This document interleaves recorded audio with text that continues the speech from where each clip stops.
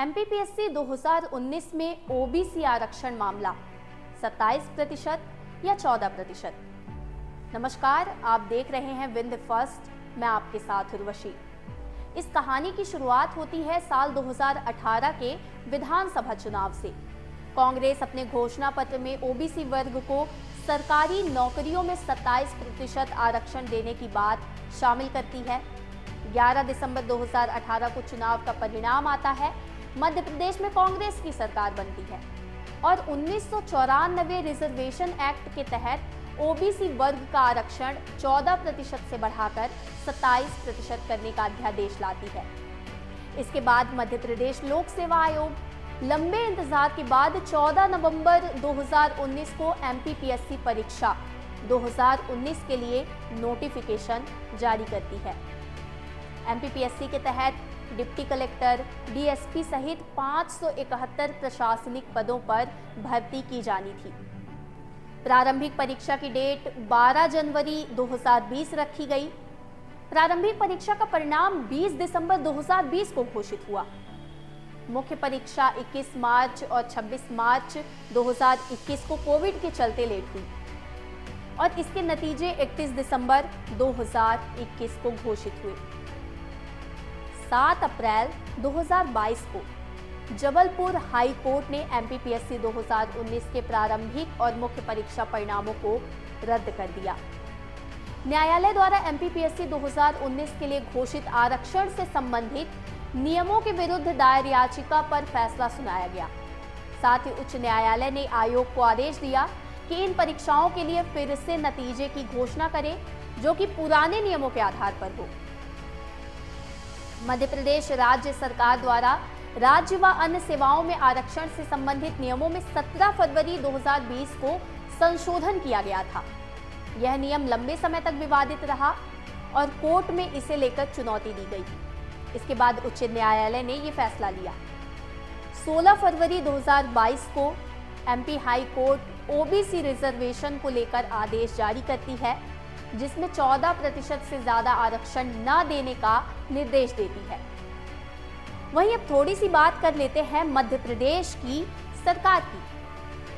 15 सालों के बाद कांग्रेस की बनी कमलनाथ सरकार 15 महीनों में ही गिर जाती है और 20 मार्च 2020 को भाजपा फिर से सत्ता में आ जाती है। ये वो पीरियड था जब कांग्रेस सरकार और आयोग द्वारा राज्य व अन्य सेवाओं में आरक्षण संबंधित नियमों का संशोधन किया जा चुका था और जब एमपीपीएससी 2019 के प्रीलिम्स का रिजल्ट भी नहीं जारी हुआ था। सितंबर 2022 तक मामला हल होने की कगार पर आया। दायर याचिकाओं पर हाई कोर्ट में पिटिशनर्स के एडवोकेट की बहस को रिकॉर्ड भी कर लिया गया। लेकिन अब बारी आती है मध्य प्रदेश सरकार की, यानी भाजपा की शिवराज सरकार की। कांग्रेस सरकार का लाया अध्यादेश अब भाजपा के गले की हड्डी बन चुका था। शिवराज सरकार ने गेंद सुप्रीम कोर्ट के पाले में फेंक दी। मध्य प्रदेश की भाजपा सरकार ने हाई कोर्ट में यह कहा कि आरक्षण को लेकर सुप्रीम कोर्ट में कई याचिकाएं पेंडिंग पर है। ये मामला भी अब वहीं हल होगा। लेकिन मध्य प्रदेश के युवा जिन्हें जजमेंट का इंतजार था, वो 2019 से लेकर आज तक अपनी लड़ाई लड़ रहे हैं। आरक्षण को लेकर रिट पिटीशन नंबर 5901 के साथ 65 याचिकाएं दायर हैं। जिस जगह पर आज वो विद्यार्थी जिसने तैयारी शुरू की थी 2018 के बाद, आज 2023 चल रहा है, जहां जहां वो विद्यार्थी जा रहा है, हर व्यक्ति का चेहरा उससे सवाल पूछ रहा है कि तैयारी अभी कब तक करेंगे आप। अब वो क्या जवाब दे, वो कैसे समझाए कि तैयारी तो हम कर रहे हैं, हम एग्ज़ाम भी दे रहे हैं, एग्ज़ाम भी हमारा निकल रहा है, लेकिन अभी हम क्या है, ये आरक्षण के मुद्दे में और लोक सेवा आयोग की अनियमितता और अनियंत्रण के मुद्दे में फंस गए हैं और उसका ये जो पूरा भविष्य है, वो जो पूरा उसका आत्मविश्वास है, उसका जो पूरा डेडिकेशन है, उसका जो पूरा लक्ष्य है, वो धीरे धीरे उदासीन होता जा रहा है।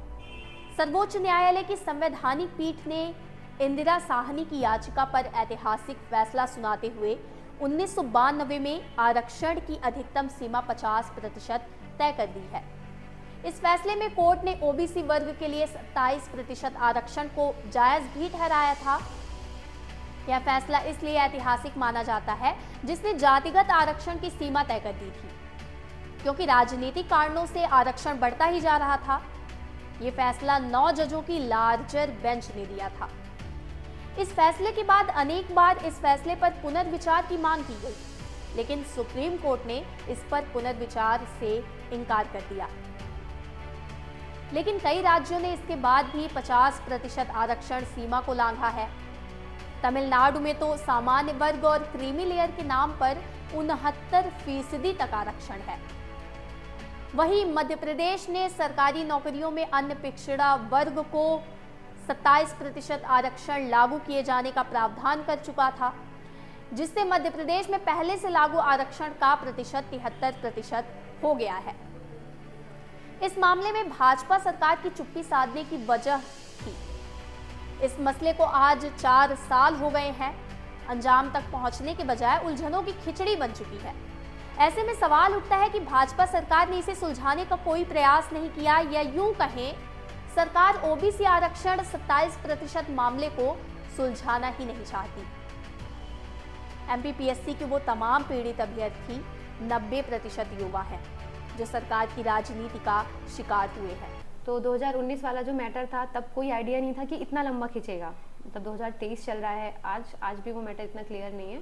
हमारे एग्जाम में बिल्कुल इफेक्ट पड़ रहा है और इसीलिए 2020 वाला रिजल्ट नहीं दिया जा रहा था। उसको काफ़ी टाइम तक होल्ड करके रखा था और फिर उसका एक मीडियम पाथ निकाला हाई कोर्ट ने और आयोग ने, दोनों ने मिलकर शायद निकाला है कि ये प्रोविजनल वाली लिस्ट तैयार करने लगे हैं। तो 13% ओबीसी के कैंडिडेट और 13% अनरिजर्व कैटेगरी के कैंडिडेट, दोनों को मिला करके वो लिस्ट निकाली जा रही है और उसको होल्ड पे रखा गया है। फाइनल रिजल्ट उसका होल्ड में है, बाकी रिजल्ट्स आ रहे हैं। बिल्कुल मैं समझती हूँ कि डिमोटिवेशन आता है ना, जब वैकेंसीज रुकती है। जैसे एसआई की वैकेंसी रुकी हुई है, मेरे ख्याल से तकरीबन 6 साल हो गए हैं, वो वैकेंसी आई नहीं है, तो डिमोटिवेशन तो ज़रूर आता है ना। लेकिन फिर भी भले 1-2 वैकेंसी रुकी हुई हैं, बाकी वैकेंसीज भी बहुत सारी आ रही हैं और ये साल में तो बहुत सारी वैकेंसीज आई हैं। कुछ अटक भी गई हैं रिज़ल्ट आने के बाद भी, लेकिन फिर भी सबको अपना कॉन्फिडेंस बढ़ाना चाहिए। और अगर यहाँ रेगुलर नहीं आ रही हैं तो सेंट्रल एग्ज़ाम्स की तरफ भी देखना चाहिए। ये पूरा खेल वोट बैंक का है। भाजपा सरकार ने केवल अपने वोट बैंक को बचाने के लिए लाखों युवाओं के भविष्य को अधर में लटका दिया है। कैसे, आइए समझते हैं। ओबीसी मध्य प्रदेश में सबसे बड़ा वोटिंग ब्लॉक है। पिछले 19 सालों में 3 ओबीसी मुख्यमंत्री रहे हैं, जिनमें उमा भारती, बाबूलाल गौर और वर्तमान शिवराज सिंह चौहान शामिल हैं। ये सभी भाजपा के नेता रहे हैं। मध्य प्रदेश पिछड़ा वर्ग कल्याण आयोग द्वारा सुप्रीम कोर्ट के समक्ष पेश किए गए हालिया रिपोर्ट के अनुसार एमपी में ग्वालियर, चंबल, बुंदेलखंड और विंध्य मध्य एमपी क्षेत्रों में सबसे अधिक 51% ओबीसी मतदाता है। राज्य की कुल 230 विधानसभा सीटों में से 100 से अधिक ओबीसी वोटों से तय होती है, जो 2003 के बाद से काफी हद तक बीजेपी के पक्ष में रहा है। लेकिन 2018 के चुनावों में ओबीसी वोट बैंक कांग्रेस की ओर भी काफी संख्या में ट्रांसफर हो गया था। अब मध्य प्रदेश में भाजपा सरकार की आंखों के सामने 2023 का विधानसभा चुनाव है। ऐसे में अगर सरकारी नौकरियों में न्यायालय द्वारा 27% आरक्षण के पक्ष में फैसला आता तो इससे भाजपा की वोट पर असर पड़ता। एक तो कांग्रेस हावी हो जाती कि ये उनका लाया हुआ अध्यादेश था और इसका क्रेडिट खुद ले लेती। वहीं मध्य प्रदेश का सामान्य वर्ग का वोटर नाराज हो जाता। वहीं दूसरा पक्ष ओबीसी वर्ग को 14% आरक्षण देकर मामला सुलझाया जा सकता था। लेकिन यहां भी वोट बैंक की खातिर भाजपा ने मामला रोक कर रखा। यदि 14% ओबीसी वर्ग को आरक्षण मिलता तो फिर भी कांग्रेस हावी हो जाती कि भाजपा की सरकार ओबीसी वर्ग को आरक्षण देना ही नहीं चाहती। और जातिगत जनगणना की मांग से तो आप वाकिफ ही हैं। साथ ही मध्य प्रदेश के 51% आबादी वाले ओबीसी वोटर नाराज हो जाते और भाजपा का वोट बैंक घट जाता। मामला पूरा सुलझ जाएगा तो युवाओं को रोजगार मिल जाएगा, भर्तियां सुचारू रूप से संचालित होंगी, बिना विवाद के होंगी, नौकरी मिलेगी, लोगों को रोजगार मिलेगा। लेकिन समस्या है, देना कौन चाहता है? आपको देना कौन चाहता है? सरकार नहीं देना चाहती है। और खेल जो है वो किसका है? वोट बैंक से, सरकार बनाने से। विकास विकास तो भूल जाओ। विकास जो है वो विकास का नहीं हो पा रहा है। विकास आपका क्या विकास होगा, आप उसकी भी उम्मीद मत करो। विकास खुद परेशान है इस बात को लेकर कि उसका विकास कब होगा। मेरे भी मित्र हैं, ओबीसी वर्ग से हैं, वो मित्र ये कहते हैं कि किसने मांगा था 27% आरक्षण। आज यदि 14% के साथ परीक्षाएं आयोजित की जाती तो आज ओबीसी वर्ग को 56% आरक्षण के साथ में नौकरियां मिल चुकी होती 4 साल में, जो पेंडिंग है। राजनीति के इस कुचक्र में देखा जाए तो केवल प्रदेश का युवा मारा जा रहा है और सरकार को केवल अपने वोट बैंक की ही चिंता रही है। जहां काफी पहले ही मसले को भाजपा सरकार सुलझा सकती थी, वहीं वोट के खातिर लाखों युवाओं का भविष्य तबाह कर दिया गया है। आपको मालूम है, मध्य प्रदेश में विगत 5 सालों से पीएससी की कोई नियुक्तियां नहीं हुई है। सभी नियुक्तियां अटकी हुई हैं। सालों साल युवा तैयारी करते हैं और उनकी तैयारी राजनीति की भेंट चढ़ जाती है। अब चाहे व्यापम घोटाला हो या एमपी पीएससी, ये सवाल है आपका आपकी ही सरकार से। क्या अब मध्य प्रदेश में युवा सरकारी नौकरियों की आस छोड़ दे? प्रदेश की बेटियां जो अपने घर से दूर सालों मेहनत करती हैं, उनकी मेहनत राजनीति की घोटालों की भेंट चढ़ जाती है। ये सवाल है मध्य प्रदेश सरकार से।